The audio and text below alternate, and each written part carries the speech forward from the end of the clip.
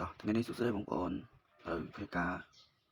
ខាត់ស្បែកជើងឡើងវិញដើម្បីបិទកាវតទៅពេលរបបទុកចោលជាច្រើនខែហើយលើទុំយកមកបិទកាវថ្មីឡើងវិញហើយមុននឹងបិទយើងសម្អាតវាស្អាតបន្ទាប់មកយើងចាប់ផ្ដើមបន្តកាវឡើងវិញដើម្បីកុំឲ្យវាជាប់អាកម៉នេះវាអត់ជាប់ដូចដើមវិញយើងធ្វើវាស្អាតរួចហើយបិទបន្តកាវពីលើបានវាជាប់ហើយវាអត់មានជ្រាបទឹកកាវនៅល្អគឺថាបិទឲ្យរឹងធ្វើមិនក៏អត់លបើកវិញដែរព្រោះកាវបិទឈឺនេះកាលពីមុនបិទកាវ502តែទឹកទីច្បកវិញហើយបិទកាវនេះម្ដងវាថាជាប់ខ្លាំងបាទចុះនឹងឃើញថាវាល្អហើយវាជាប់មាំល្អមើលទៅថាដាក់លើជើងនេះក្តៅស្កណាត់សាច់សบายចិត្តអាចបិទបានតែជាប់នេះល្អគឺទុកសម្រាប់បិទឈើលើជើងឃើញតំណងណៃយកមកបិទជាមួយនឹងស្បែកជើងម្ដងតាមើលគុណភាពវាជាប់យ៉ាងណាដែរចាំមើល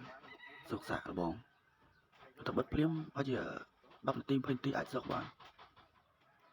វាដូច502យើងថាបិទហើយវាទន់វារបបវិញនេះបិទហើយវាថាស្ងួតរឹងមើលទៅអាចជាប់បានយូរហើយក៏ឃើញតំណងយកមកបិទសាកមើលលើកដំបូង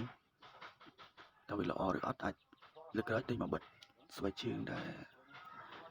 របបហើយក៏វាល្អវាជាប់បានយូរ